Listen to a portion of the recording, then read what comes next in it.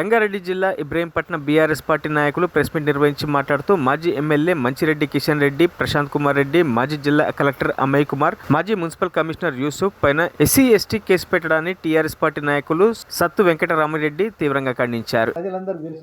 కాబట్టి అటువంటి తప్పుడు కేసులు పెట్టి ఎవరినో బెదిరియాలనుకుంటే భయపడుతుంది ఇక్కడ ఎవడు ఇవాళ ఎవడంతా అదిగలేడనేటటువంటి విషయాన్ని మేము ఈ సందర్భంగా మనవి చేస్తూ ఎస్సీ ఎస్టీ కేసులను చట్టాన్ని దుర్వినియోగం చేస్తున్నటువంటి వాళ్ళ మీద చర్యలు తీసుకోవాలి.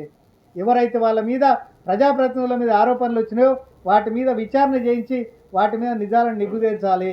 మంచిరెడ్డి కిషన్ రెడ్డి గారి మీద పెట్టినటువంటి తప్పుడు కేసులు వాటిని ప్రభుత్వం వెంటనే రద్దు చేయాలి. ఐఏఎస్ అధికారి మీద విచారణ లేకుండా కనీసం ప్రిన్సిపల్ సెక్రటరీ గారి యొక్క పర్మిషన్ లేకుండా పెట్టినటువంటి తప్పుడు కేసు ఏదైతే ఉందో దాన్ని కూడా వెంటనే ఉపసంహరించుకోవాలి.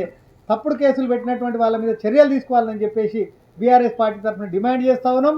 అటువంటి చర్యలు తీసుకోకపోతే ఇబ్రాహీంపట్నం నియోజకవర్గ ప్రజలందరి తరఫున ఉధృతమైనటువంటి పోరాటానికి శ్రీకారం చుడతామని చెప్పేసి ఈ సందర్భంగా హెచ్చరిస్తూ మాకు అందరు సహకరిస్తే మేము మున్సిపాలిటీకి సహకరిస్తాం. మళ్ళీ మేము కలెక్టర్కి అవినీతి మీద మళ్ళీ విచారణ జరపాలని మా కౌన్సిల్ నుంచి మళ్ళీ రేపు ఎల్లుండి మేము అందరం కౌన్సిలర్లము కలెక్టర్ గారిని కలిసి ఈ అవినీతి మీద జరిగిన దానికి మొత్తం విచారణ జరిపించి చర్యలు తీసుకోవాలని కోరుతున్నాం.